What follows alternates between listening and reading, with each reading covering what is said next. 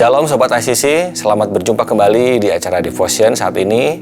Saya berdoa setiap kita, saudara semua dalam keadaan yang baik dan terpelihara di dalam kasih Kristus. Nah, kita akan masuk dalam renungan dan saya beri judul renungan saat ini adalah kesempatan berbuat baik.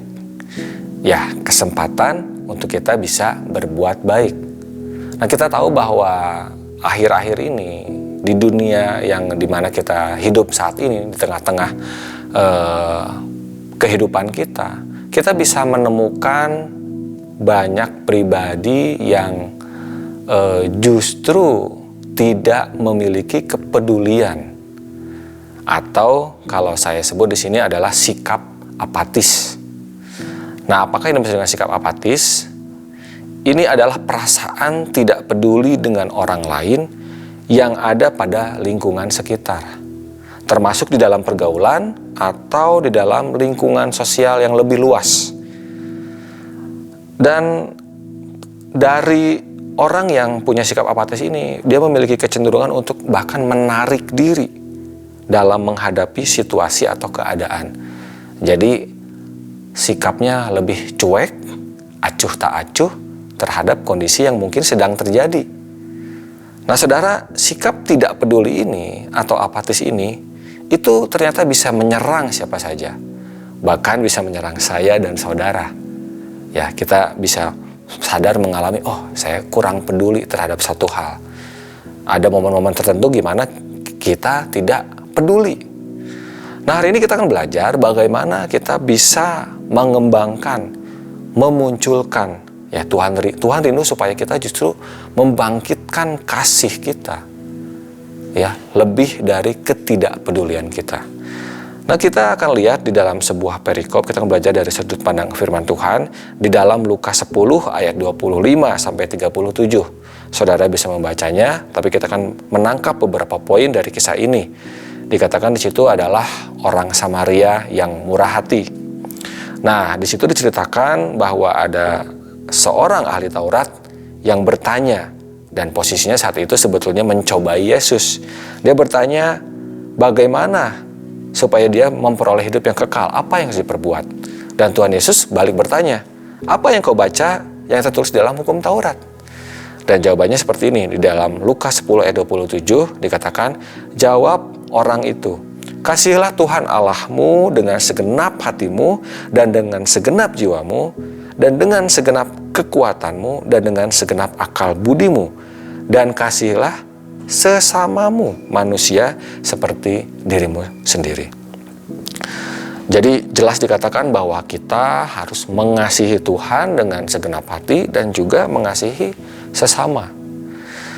Nah, lalu Tuhan Yesus menceritakan sebuah cerita atau perumpamaan yang bisa kita pelajari juga, dan saya akan bacakan di ayat 30 sampai 31 dulu.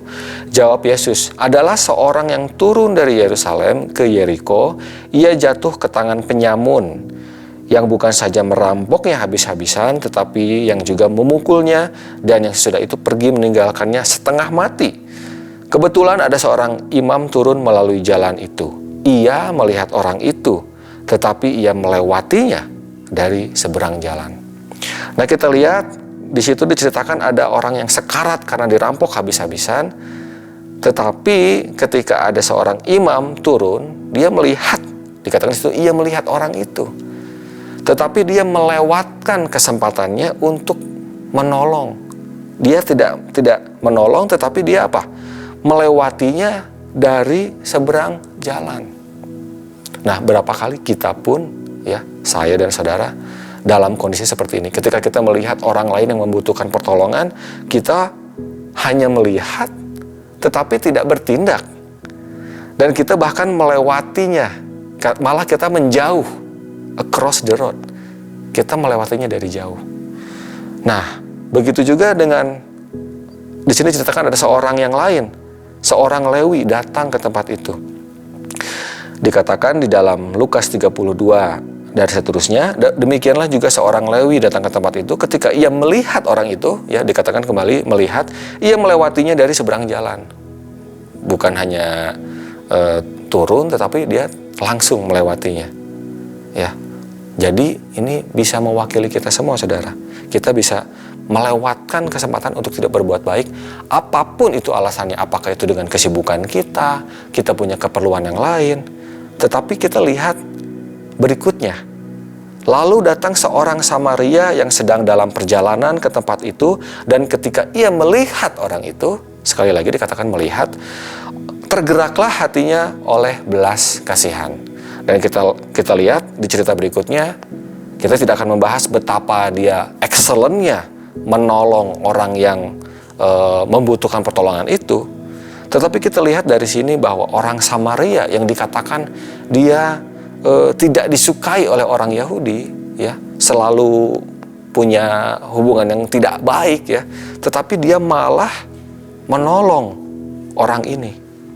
Jadi ternyata bukan hanya pengetahuan saja yang bisa menggerakkan kita untuk menolong, tetapi kita butuh ada sebuah kesadaran, ada sebuah hal yang perlu kita ambil untuk kita bisa melakukan tindakan kepedulian ini di dalam kasih tentunya. Nah, kita akan belajar bagaimana apa yang dimiliki oleh orang Samaria ini dan kita perlu ambil. Yang pertama adalah kesempatan. Seperti yang saya katakan, kesempatan untuk berbuat baik. Orang Samaria ini tidak melewatkan kesempatannya untuk dia bisa berbuat baik, bahkan dengan excellent, dengan luar biasa. Mungkin kita punya kesibukan, mungkin kita punya ketakutan, ya, punya hal-hal pikiran-pikiran yang lain ketika kita melihat sebuah keadaan atau kondisi di mana kita ini butuh pertolongan. Tetapi perlu kita bisa melihat bagaimana kita tidak melewatkan kesempatan itu. Dikatakan di Lukas 10 ayat 31 tadi, ya, di dalam bahasa Inggris, now by chance, ya, dikatakan di situ.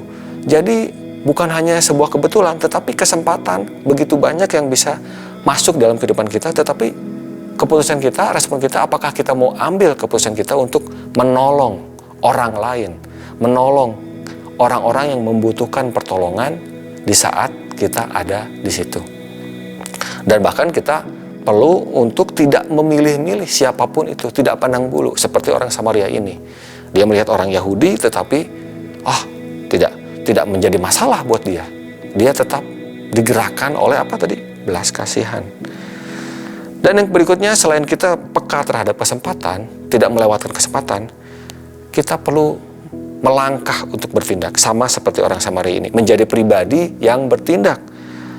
Karena dikatakan di dalam Lukas 10 ayat 33 tadi, dan ketika ia melihat orang itu, ya, orang Samaria tadi melihat yang perlu ditolong, tergeraklah hatinya oleh belas kasihan. Ketika kita mengesampingkan sikap apatis kita, ada begitu banyak panggilan-panggilan untuk kita bertindak, a call for action di dalam setiap penglihatan kita. Seperti ini dikatakan tergeraklah hatinya. Dan ini adalah panggilan untuk kita bergerak oleh apa? Belas kasihan. Jadi dari melihat, lalu tergerak, dan ditutup dengan tindakan. Setiap kita pasti mengalami kesempatan-kesempatan ini untuk kita bisa menolong orang lain yang ada di sekitar kita. Nah, saya memiliki sebuah kesaksian. Ini cerita mungkin sekitar beberapa minggu yang lalu. Suatu pagi ketika saya setelah selesai mengantar anak saya sekolah, saya biasa berjalan kaki dan saya melewati sebuah gang.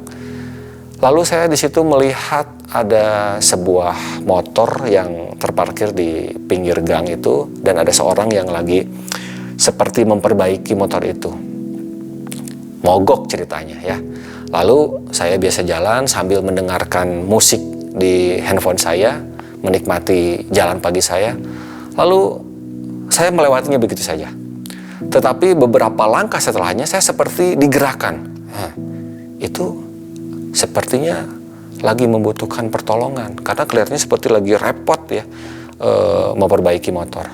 Padahal di situ juga banyak orang yang lewat. Lalu saya berpikir, saya sempat terdiam, dan ini saya perlu balik lagi atau enggak ya?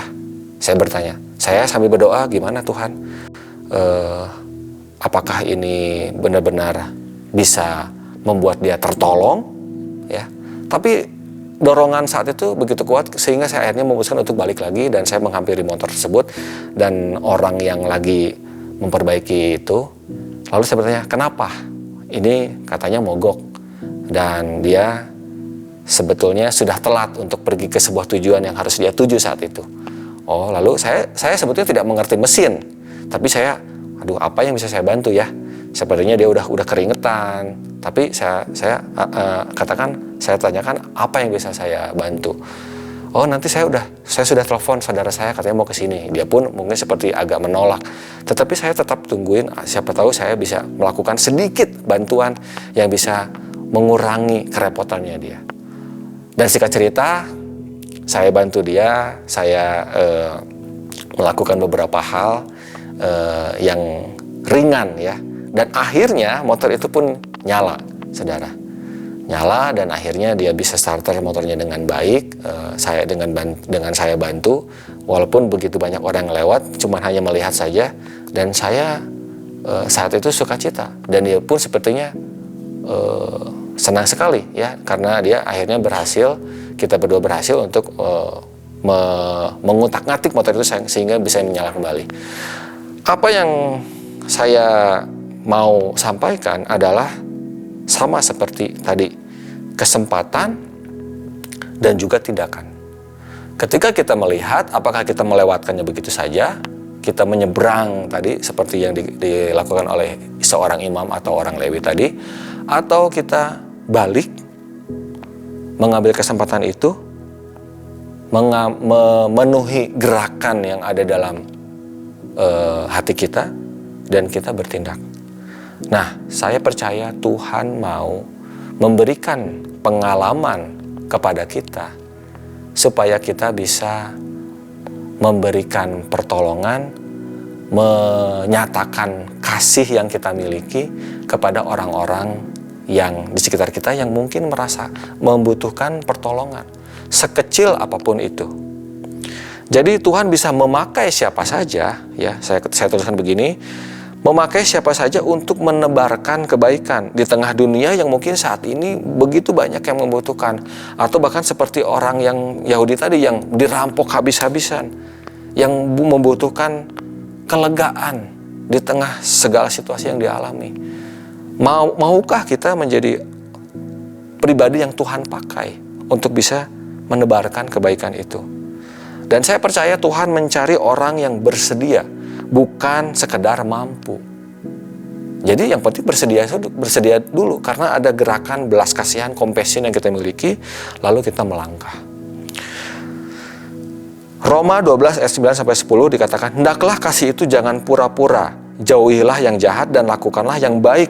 Hendaklah kamu saling mengasihi sebagai saudara dan saling mendahului dalam memberi hormat. Dikatakan di The Message Version, love from the center of who you are. Don't fake it. Run for dear life from evil. Hold on for dear life to good.